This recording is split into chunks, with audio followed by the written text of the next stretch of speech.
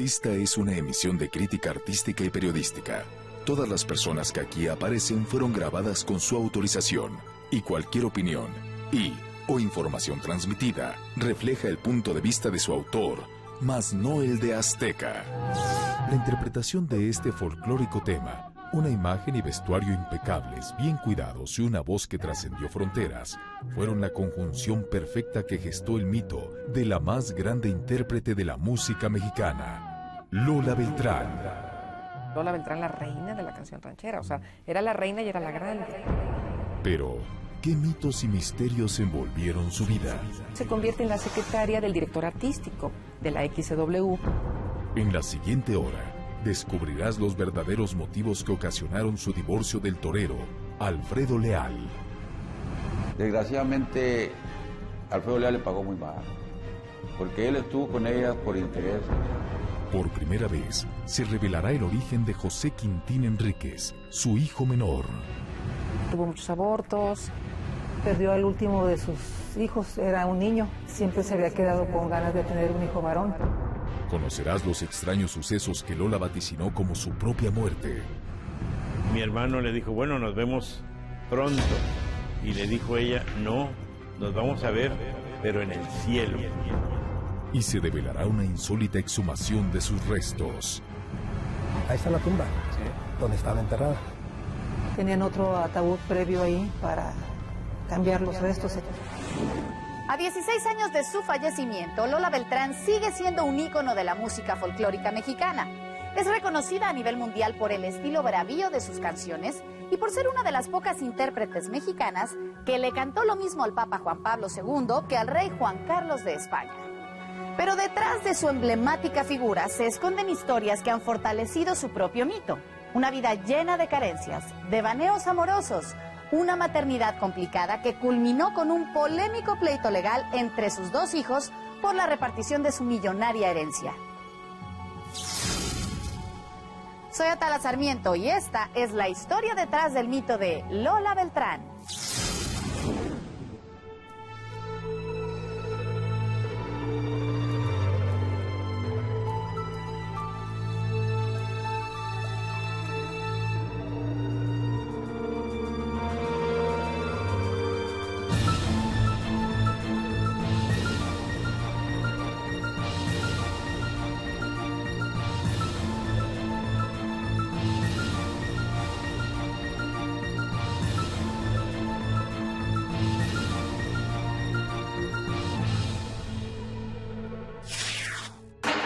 Lola Beltrán, cuyo verdadero nombre era María Lucía Beltrán Ruiz, nació el 7 de marzo de 1932 en Rosario, Sinaloa.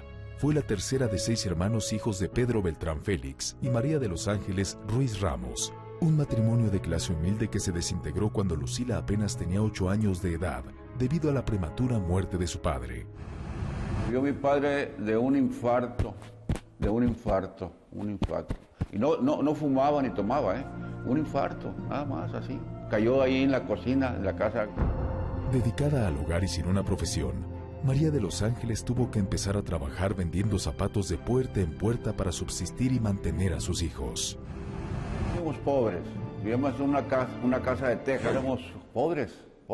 Mi madre siempre fue una mujer muy fuerte, bastante fuerte, fuertísima. Un carácter, y era una mujer muy buena, muy noble. Pese a la precaria condición económica de su familia, Lola pronto destacó como buena estudiante en la escuela de monjas a donde su madre la había inscrito para que estudiara la primaria, pero sus buenas calificaciones contrastaban notablemente con sus travesuras. Fue una niña muy inquieta, muy traviesa, se la pasaba en los árboles, trepada en los árboles. Fue precisamente en este colegio donde María Lucila también comenzó a destacar por sus cualidades artísticas. Cantaba ya desde muy niña en el coro de la iglesia. Y ahí mismo, en el colegio de monjas, culminó sus estudios como taquimecanógrafa, una habilidad que le sirvió para emplearse como secretaria en el puerto de Mazatlán, a donde había emigrado junto con toda su familia para buscar mejores condiciones de vida. En Mazatlán, y a la par que trabajaba como secretaria, Lucila fue acrecentando su gusto por el canto. Que salía allá afuera de la banqueta y empezaba a cantar, así, empezaba a cantar. Y un señor que vivía ahí enseguida le dijo, mira muchacha, le dijo, tú vas a llegar a donde está aquella estrella, le dijo.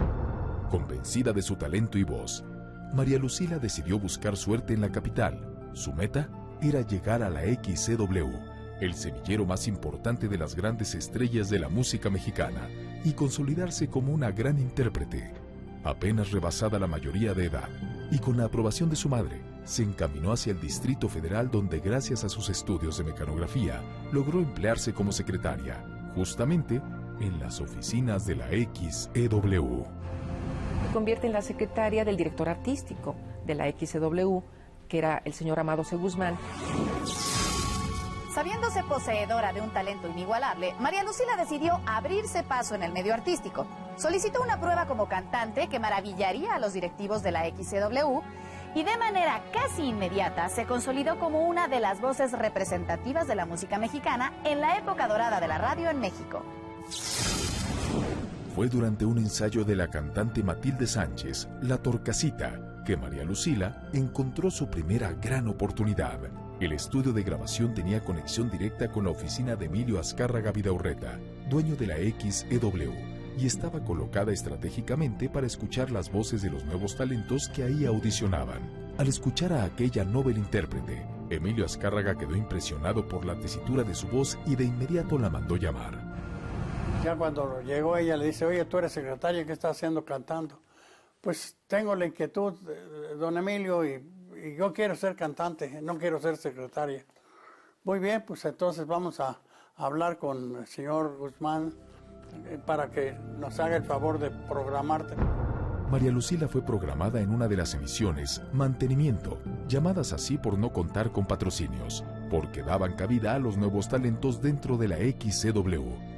Al ver el éxito que la voz de María Lucila generó de inmediato entre la audiencia, Azcárraga Vidaurreta la propuso para cantar en la Hora Nacional, y más tarde, tras ganar un concurso de aficionados, fue llamada por el productor Eulalio Ferrer para integrarse al elenco de uno de los programas más exitosos de la época, Así es mi tierra, una emisión radiofónica donde Lucila encontró a sus principales impulsores, Eulalio Ferrer, Mario Talavera y el compositor Ignacio Fernández Esperón, Tatanacho. Esas tres personas fueron muy importantes en su vida. La bautizan con el nombre de Lola Beltrán. A partir de ese momento, la carrera de Lola Beltrán fue en ascenso. Comenzó a popularizar su imagen y a codearse con las máximas figuras de la XCW, incluyendo a su paisano, el ídolo Pedro Infante, quien recién había dejado de pertenecer al elenco de la XCB para unirse a La Voz de la América Latina desde México. Para ese entonces, figuras de la talla de Lucha Reyes y Matilde Sánchez, La Torcasita, ya tenían un lugar privilegiado dentro de la música mexicana. Sin embargo, fue una composición de José Alfredo Jiménez, Cuando el destino, la que colocó a Lola Beltrán como la principal exponente femenina del género vernáculo. Yo creo que a mi papá le debe haber grabado unos 40 temas. Caballo Blanco lo hizo pasar por Rosario. No decía, pero pasó, ella cantaba que pasó por Rosario. Y canciones muy bonitas, tenemos el Te suelte la rienda de ella, es hermoso, y La media vuelta. Pero Lola Beltrán lejos estaba de imaginar que un inesperado encuentro con un compositor zacatecano le daría el tema ícono de su carrera, Cucurrucucú Paloma. Llegó Tomás Méndez al estudio donde ella estaba ensayando y le tocó en el vidrio y le dijo, no puedes entrar. Y no lo dejaba entrar. Dice, pero mire, yo lo que quisiera es que escuchara una canción mía. Y tanto le insistió que dice, pues cántala. Y le cantó Cucurrucucú Paloma. Desde ese momento, Tomás Méndez se convirtió en una importante mancuerna para Lola Beltrán, pero al mismo tiempo gestó un mito: la disputa entre José Alfredo Jiménez y Tomás Méndez por la grabación exclusiva de sus temas. Tomás Méndez era celoso quería como que siempre fuera Lola quien le grabara sus temas, y aparte, pues imagínate, lo que Lola logró hacer con Cucurrucucú Paloma, y lo que logró hacer con Paloma Negra, y lo que logró hacer con Guapango Torero, y con Golondrina Presumida, y con El Ramalazo, y La Muerte, y bueno, y en fin, y Bala Perdida, en fin, maravillas, ¿no? O sea, todos fueron éxitos, y todos fueron temas de Tomás Méndez. Con una mejor posición económica, Lola Beltrán decidió ayudar a su familia. Incluso acogió a uno de sus sobrinos, José Manuel, a quien le dio techo, comida y estudios, y quien más tarde se convertiría en su representante. Aparte pues que era su sobrino, fue como un hijo para ella y José Manuel vivió muchísimos años con ella, hasta el final de sus días, de la tía Lola. Lola Beltrán también impulsó la carrera de varias figuras de la música que se acercaban a ella para pedirle apoyo. Una de ellas fue Alberto Aguilera Valadez, Juan Gabriel. Económicamente lo había ayudado a Juan Gabriel. Era generosa, no le tenía envidia a nadie porque ella ya el prestigio, la fama que tenía, ya nadie se la podía quitar. Fue madrina de Lucía Méndez, fue madrina de Fernando Allende. Desde que yo gané la fase nacional de la OTI en 1985, le llamé la atención a Lola. Y gracias a Pati Chapoy, ella nos presentó. Y Pati sabía que yo tenía problemas económicos, que yo tenía problemas porque no tenía el vestido. Entonces, pues no sabía cómo lo iba a resolver. Y llegó la hada madrina. Y entonces me dice Pati que Lola me iba a regalar el vestido. En 1957, y con tan solo 25 años de edad, Lola Beltrán conoció a José Ramón Tirado, un incipiente matador de toros con quien tuvo un fugaz pero premeditado matrimonio. Muy poco tiempo y lo hizo un poquito como para darle picones a mi papá para que se casara con ella y bueno, pues logró su objetivo. Y es que la cantante ya había puesto sus ojos en otro hombre, el llamado Príncipe del Toreo, Alfredo Leal Curi, con quien contrajo matrimonio al poco tiempo de finiquitar su enlace con Tirado. Alfredo Leal era un hombre muy elegante, fue presidente de la Asociación de Toreros de la República Mexicana. Se casó con Lola Beltrán y tuvieron una hija, María Elena Beltrán. Fue un amor a primera vista, una relación muy apasionada y una relación muy intensa. Y bueno, pues yo puedo decir que el amor de Lola Beltrán fue de mi padre. Y me atrevería también a decir que el amor de Alfredo fue Lola. Sin embargo, no todo marchaba bien en la vida de Lola. Pese a tener fama, fortuna y una familia al lado del hombre que amaba, la vida le dio un revés. Una vez más su carrera artística se interpuso en su matrimonio. Mi papá toreaba muchísimo en España. Los dos llevaban unas vidas artísticas sumamente intensas, de mucho trabajo, muy exitosos los dos. La vida conyugal se desgastó debido a las largas ausencias de ambos, provocando una definitiva separación que gestó un mito más: un inminente divorcio por infidelidad. Era muy guapo mi papá, era muy acosado por las mujeres, mi madre viajando también mucho, entonces era difícil, estar casada con un hombre tan guapo, pues es complicado. Seguramente también hubieron ese tipo de circunstancias que a mi madre le pudieron haber lastimado mucho, ¿no? Fue infidelidad. Eso fue. Desgraciadamente, Alfredo Leal le pagó muy mal, porque él estuvo con ella por interés, 100% interés monetario. A mí me consta bastante eso. Y llegó el día de que hasta aquí llegamos, porque lo agarró en un movimiento y le dijo, ¿sabes qué? Agarra tus cosas, tu ropa y empácala en tu beliz y te me vas de esta casa. Una etapa muy dura en la vida de mi madre y a mí me causaba un profundo dolor, porque estaba llorando, porque extrañaba al amor de su vida, ¿no? Y sí le afectó.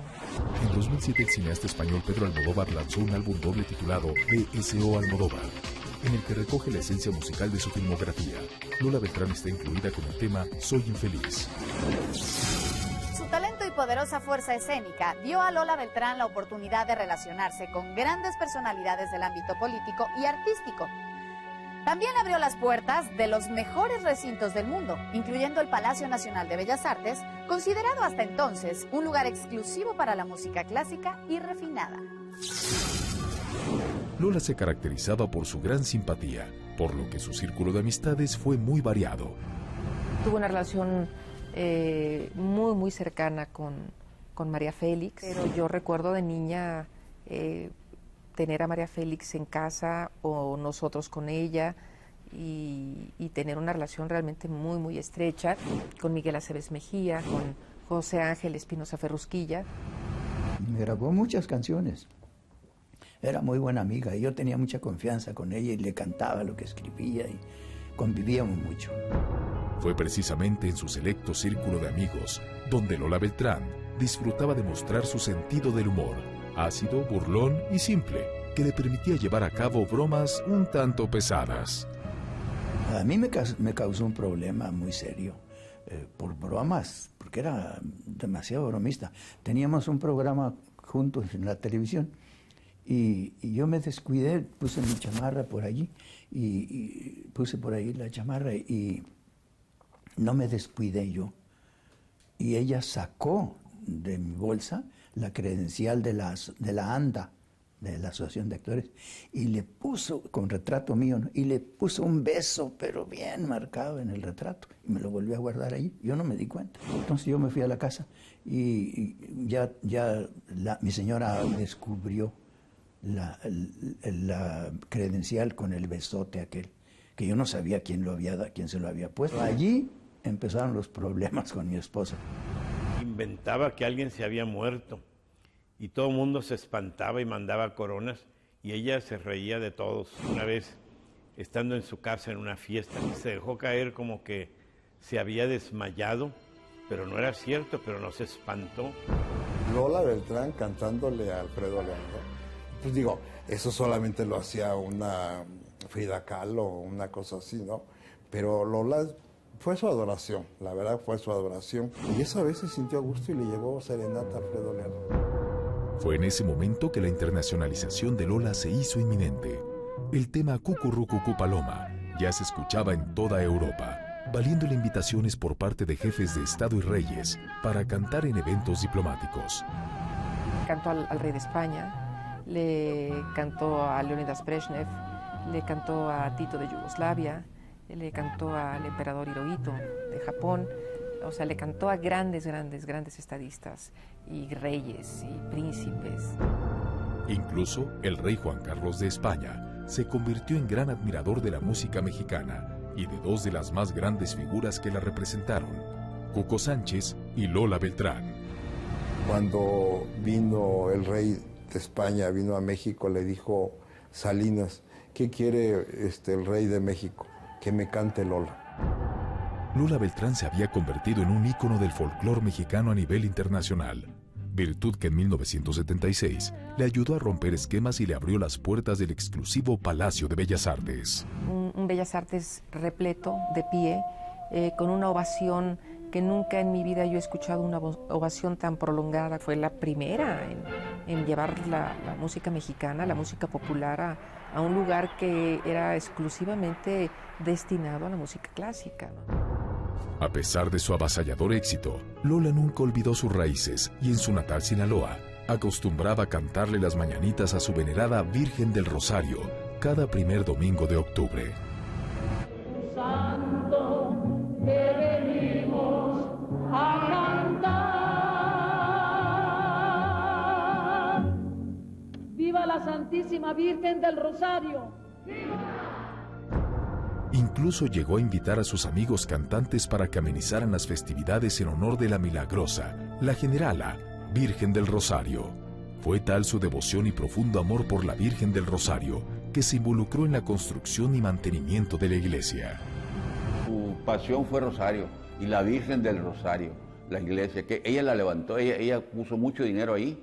Ella, su amor era Rosario, mi Rosario querido. Pero su labor altruista no se centró solo en la iglesia del Rosario. También se dedicó a ayudar a la gente de la comunidad. Su actitud desprendida le valió ser querida y respetada, no solo por el Rosario, sino por todo Sinaloa. La gente la amó mucho en Rosario, no por lo que era la gran cantante, sino porque era muy caritativa con la gente. Iban allá, cuando se veían que estaba ahí en la casa, iban y hacían cola y les daba dinero a todos, y luego les compraba a niños sus audífonos porque estaban sordos, a señores mayores y a señoras también. Era muy caritativa. Pese a tener el cariño de su gente, poseer reconocimiento y fama mundial, Lola Beltrán se sentía sola. Sus vacíos eran llenados con trabajo, rodeada de sus amigos como Carmen Salinas y Roberto el Flaco Guzmán, con quien sostuvo una relación sentimental de la que poco se sabe. Oh, sí, tuvo sus relaciones. El Flaco Guzmán fue una pareja de Lola Beltrán, por ejemplo, y otras más. Es una relación que fue un torbellino. Fue un torbellino. El Flaco Guzmán era pues un galancito del cine, era un buen actor de comedia, y andaba para arriba y para abajo todas las noches, y Lola Beltrán pues le aguantó el paso un buen rato, ¿no? Pues yo creo que fue atracción, más que amor, yo creo que fue atracción física, de compañía. Fue en esa misma época, cuando su única hija, María Elena, se encontraba estudiando en Europa, que el anhelo de Lola por tener un hijo varón se acentuó. En el pasado, la cantante había visto frustrados sus intentos por volver a ser madre, debido a sucesivos abortos que hoy son revelados. Siempre se había quedado con ganas de tener un hijo varón. La tía Lola perdió al último de sus hijos, era un niño, y llorándole nos decía: yo quiero un hijo varón. Fueron como 4, creo, los que perdió. Tuvo muchos problemas para quedarse embarazada durante el tiempo que estuvo casada con mi padre. Tuvo muchos abortos. Yo nací de 6 meses de gestación. Entonces, bueno, pues ella también pues necesitaba compañía y llegó José Quintín a su vida. Lola pudo hacer realidad su sueño de tener otro hijo en 1980, cuando José Quintín apareció en su vida. Creo que era un padre de iglesia o algo así, que le había aconsejado que adoptara un niño, ¿no? Yo sé la historia. Sucede que tenía una peinadora, chaparrita morenita, Angélica. Esta dama le trajo un niño recién nacido de unos padres que se lo dieron a ella. El padre, pues, era amigo de la tía Lola y duró tiempo para que ese niño se diera, pues, que el padre tuviera la oportunidad a través de esta familia de Angélica y el padre que llegara ese niño a la vida de la tía Lola. Lo registró ella en Temisco. Parece como José Enríquez. José Enríquez no parece ningún padre, ¿eh? En 1954, Lola Beltrán incursionó en el cine con la película El Tesoro de la Muerte. A lo largo de su vida sumó más de 40 títulos. Amor a navaja libre, al lado de Columba Domínguez, fue su última aparición en la pantalla grande. A principios de 1996, Lola Beltrán fue diagnosticada con una afección cardíaca. Aunque decidió mantener en secreto su padecimiento, su último viaje a Rosario, Sinaloa, resultaría premonitorio. Decretó su muerte y designó el lugar donde quería ser sepultado. La muerte de María de los Ángeles Ruiz Ramos, madre de Lola Beltrán, desató entre sus hijos pleitos legales por su legado. Quizá por eso, años más tarde, la cantante tomaría previsiones y pondría sus documentos personales en regla. Dictó un testamento en el que nombró a su hija María Elena Leal, heredera universal de su fortuna, pero cuando años después llegó a su vida José Quintín, intentó modificar su testamento. En enero del 96, yo le llevé a un notario y en ese rato le preguntó: licenciado, ¿hay mucho problema hacer un testamento nuevo? Dijo el licenciado: no, porque quiero cambiar mi testamento, quiero hacer un testamento nuevo. Fue en enero eso, en marzo le viene esto de su corazón. Fue una molestia en el pecho lo que llevó a la cantante a acudir con un médico, quien después de hacerle varios estudios, le diagnosticó una afección cardíaca. Siempre había sido muy fuerte, no teníamos tanto conocimiento de lo que pasa con estas grasas saturadas, con el colesterol, triglicéridos y todo eso.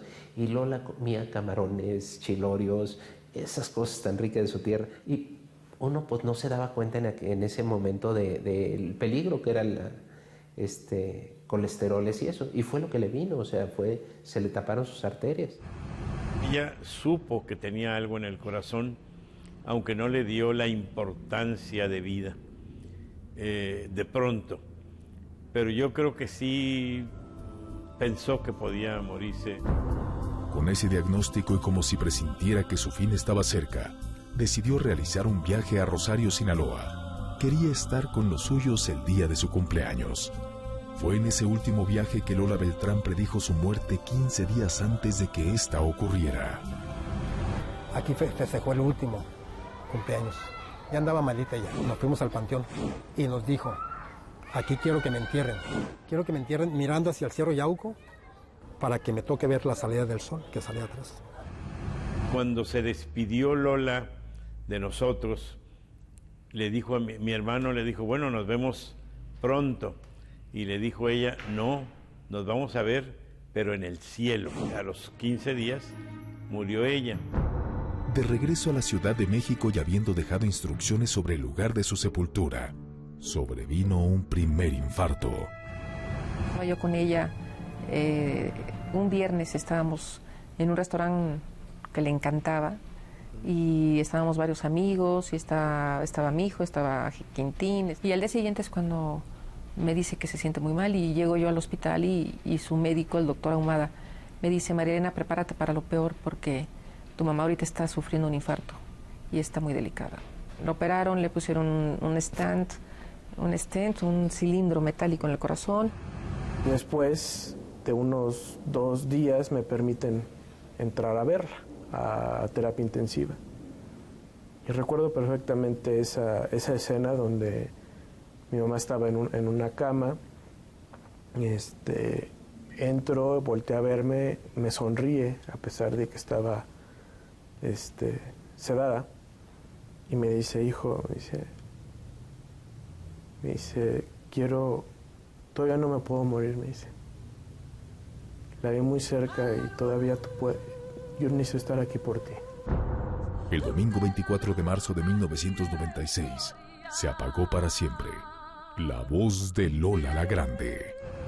Yo le estaba dando de comer, su estilista Ramoa la estaba peinando, estaba otra amiga, Irene Pintor, en fin, mi hijo Mauricio, o sea, había varias personas y de repente ella se hace así para atrás y yo dije, ay, mi mamá ya está otra vez con sus bromas, ¿no? Yo dije, mi mamá ya está otra vez, se está haciendo la desmayada, porque ella hacía mucho eso de que se desmayaba y no, en ese momento mi mami ya le dio una tromboembolia pulmonar masiva. La voz de la máxima exponente de la música vernácula había callado. La noticia de la muerte de Lola Beltrán hizo eco en los medios de comunicación. México estaba consternado y las muestras de cariño no se hicieron esperar.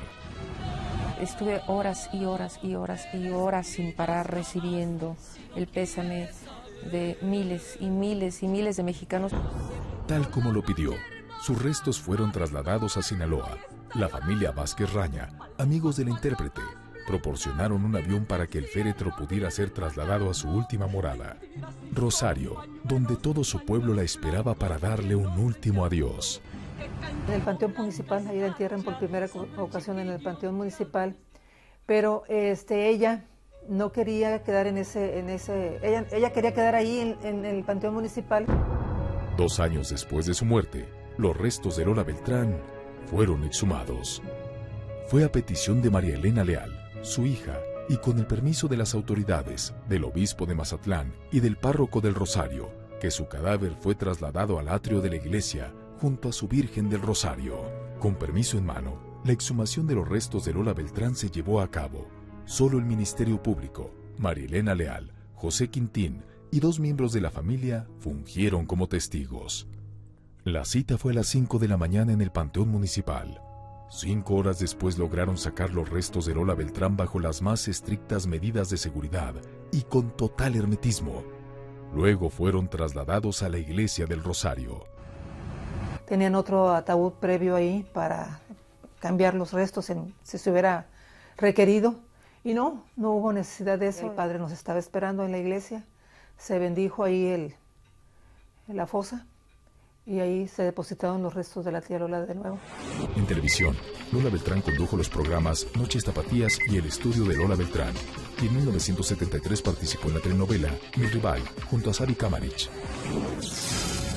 Pese a que Lola Beltrán fomentó en María Elena y José Quintín una estrecha relación fraternal, su muerte propició una dura batalla por su herencia que enfrentaría a sus hijos a lo largo de 15 años. Al morir Lola Beltrán el 24 de marzo de 1996, José Quintín quedó a la deriva.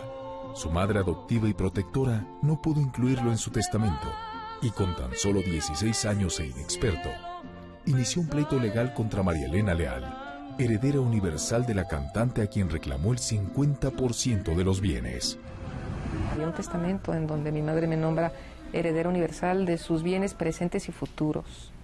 Entonces, pues es verdaderamente inconcebible que tú pierdas algo que en su momento tu madre lo expresa ante un notario y con todos los reglamentos de ley en un documento como es el testamento. Yo creo que la ley hay que respetarla, porque cuando Lola muere, Quintín ya tenía 15 años o algo así. Entonces, pues si no lo quiso poner en el testamento es porque es su decisión de ella. Sin embargo, José Quintín estaba protegido por la ley. Aunque no es hijo natural de Lola Beltrán y no estaba contemplado en el testamento, sí es considerado hijo póstumo, término que refiere a Quintín como hijo adoptivo posterior a la redacción del testamento. Por lo tanto, se hacía acreedor a un porcentaje igualitario de la herencia de la intérprete. Pero tras la muerte de Lola, el misterioso origen del joven se convertiría en el más espinoso punto de negociación con su hermana. José se entera en el momento que Lola muere porque lo empezaron a manejar los medios de comunicación, que José era adoptivo. Es más, a mí José me agarró ahí en Bellas Artes y me agarra de la mano y me dijo que le jurara si era hijo o no era hijo de su mamá.